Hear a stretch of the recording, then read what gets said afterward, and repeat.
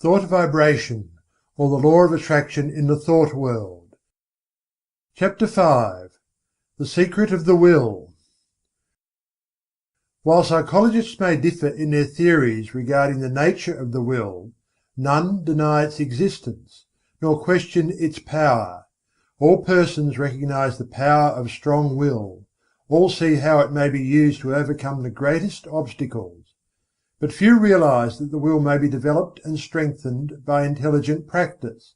They feel that they could accomplish wonders if they had a strong will, but instead of attempting to develop it, they content themselves with vain regrets. They sigh, but do nothing.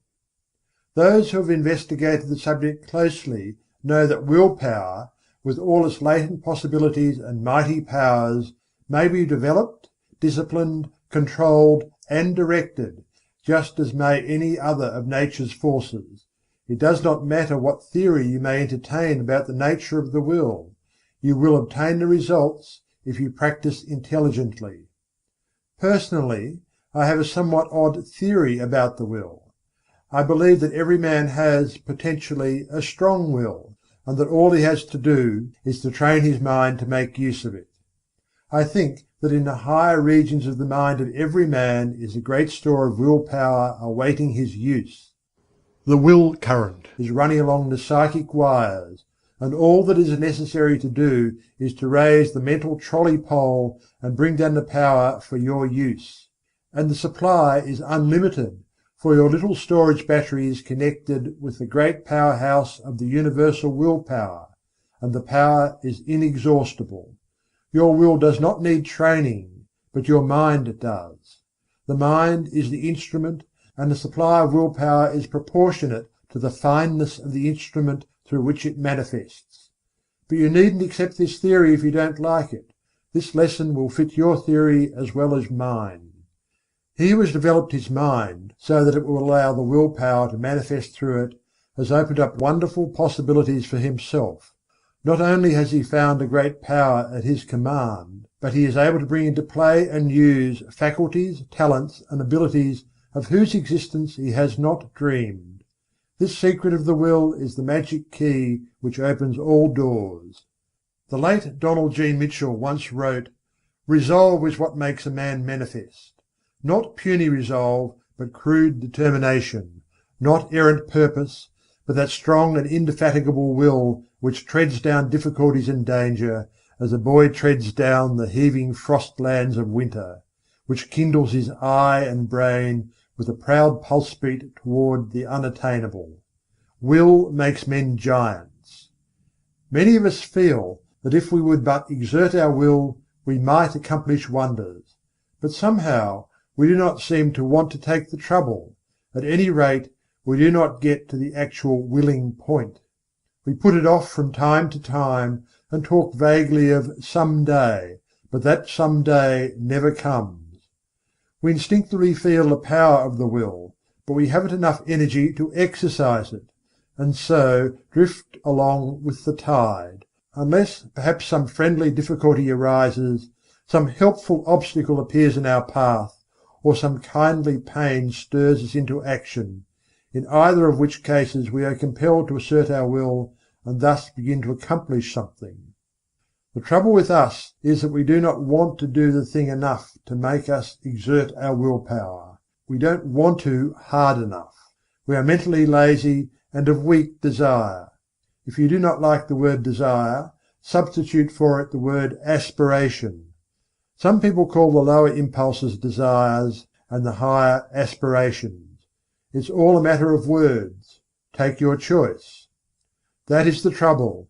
Let a man be in danger of losing his life. Let a woman be in danger of losing a great love, and you will witness a startling exhibition of will power from an unexpected source.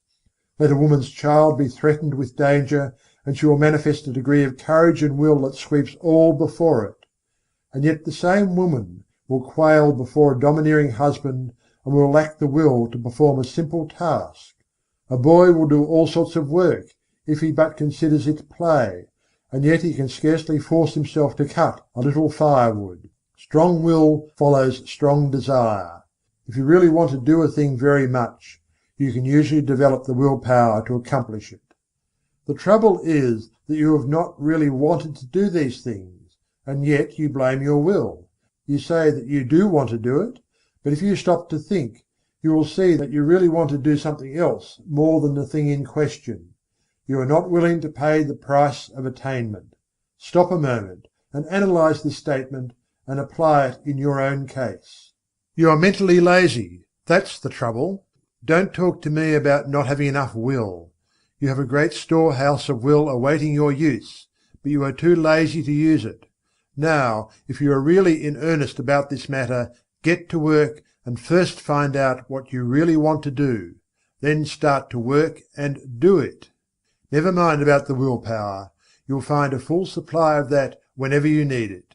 The thing to do is to get to the point where you will resolve to do. That is the real test, the resolving. Think of these things a little, and make up your mind whether or not you really want to be a willer sufficiently hard to get to work. Many excellent essays and books have been written on this subject, all of which agree regarding the greatness of willpower, the most enthusiastic terms being used, but few have anything to say about how this power may be acquired by those who have it not, or who possess it in but a limited degree. Some have given exercises designed to strengthen the will, which exercises really strengthen the mind, so that it is able to draw upon its store of power. But they have generally overlooked the fact that in autosuggestion is to be found the secret of the development of the mind, so that it may become the efficient instrument of the will. Autosuggestion. I am using my willpower. Say these words several times earnestly and positively immediately after finishing this article. Then repeat them frequently during the day, at least once an hour, and particularly when you meet something that calls for the exercise of willpower. Also repeat them several times after you retire and settle yourself for sleep. Now there is nothing in the words unless you back them with the thought.